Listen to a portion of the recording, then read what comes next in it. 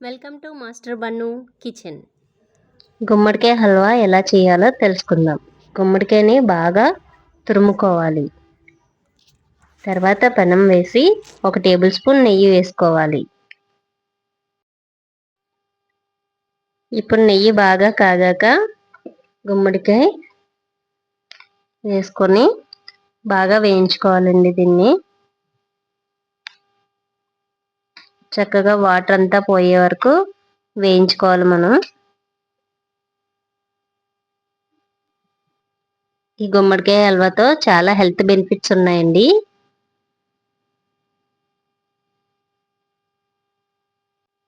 ఈ హల్వా ఇలా బాగా వేగిన తర్వాత దగ్గరికి అయ్యాక మనం బెల్లం కూడా వేసుకోవచ్చు ఇందులో హల్వాలోని.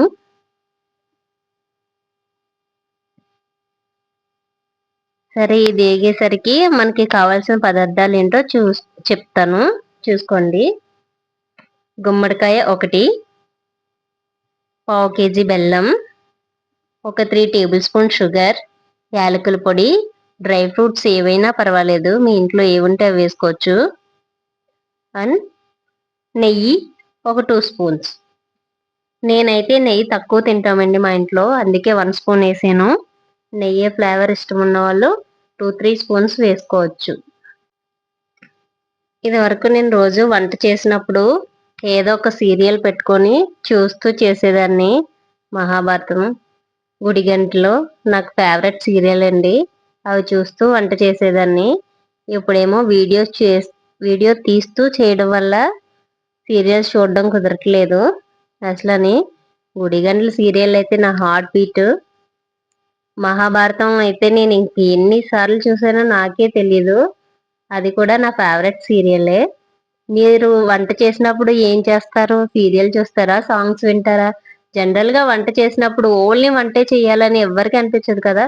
నాకైతే చాలా బోర్ అండి. మీకేమనిపిస్తుందో కామెంట్ చేయండి ఒకసారి. అమ్మాయి ఏం వండుతున్నావు? హల్వా వండుతున్నాను నాన్న. Halwa halwa halwa halwa, my favourite halwa halwa. నీకోసమే నాన్న, స్నాక్స్ కావాలన్నావు కదా, అందుకే హల్వా చేస్తున్నాను. ఓకే, ఇప్పుడు హల్వా బాగా దగ్గరికి అవ్వింది. ఇప్పుడు డ్రై ఫ్రూట్ గా నేను బాదం పప్పు వేసుకుంటున్నానండి. నాకు ఇంట్లో రెడీగా బాదం పప్పు ఉంది. మీ ఇంట్లో ఏముంటే అవి నట్స్ వేసుకోవచ్చు మీరు.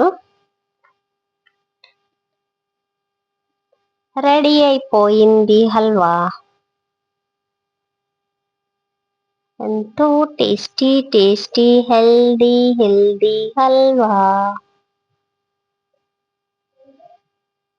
గిన్నెలోకి తీసుకొని ఇంకేముంది, హల్వా డైలీ ఇది ఫ్రిడ్జ్ లో పెట్టిన అవసరం లేదండి. ఫ్రిడ్జ్ లో పెట్టకుండా 1 వీక్ ఉంటుంది, ఫ్రిడ్జ్ లో పెడితే 1 మంత్ అలా ఉంటుంది. కానీ ఏదన్నా హల్వా త్వరగా తినేస్తేనే బెస్ట్. ఎప్పటికప్పుడు రెడీ టు ఈట్. బాయ్.